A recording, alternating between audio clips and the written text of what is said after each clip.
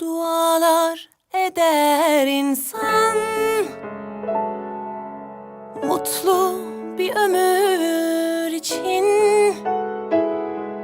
Sen varsan her yer huzur, huzurla yanar içim.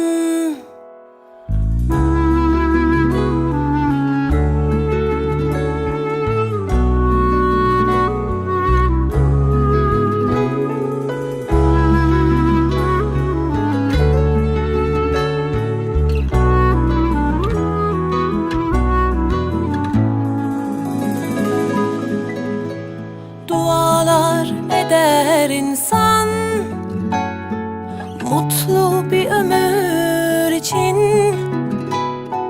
Sen varsan her yer huzur, huzurla yanar içim. Çok şükür, bin şükür seni bana verene. Yazmasın tek günümü sensiz kadere. Ellerimiz bir, gönüllerimiz bir. Ne dağlar, denizler engeldir sevene. Bu şarkı kalbimin tek sahibine.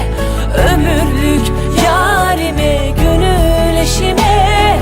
Bahar sensin bana, gülüşün cennet. Melekler nur saçmış aşkım yüzüne.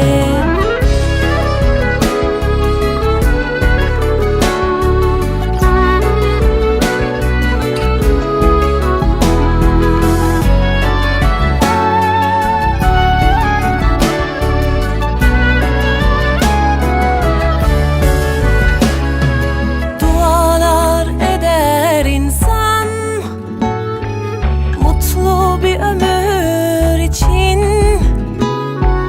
Sen varsan her yer huzur, huzurla yanar içim.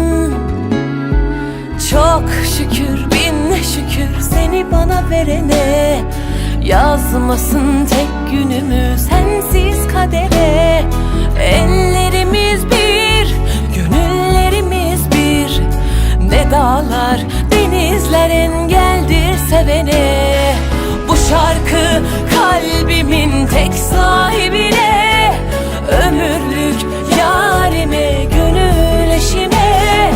Bahar sensin bana, gülüşün cennet. Melekler nur saçmış aşkım yüzüne. Bu şarkı kalbimin tek sahibine. Ömürlük yarime, gönül eşime. Bahar sensin bana, gülüşün cennet. Melekler nur saçmış aşkım yüzüne. Melekler nur saçmış aşkım yüzüne.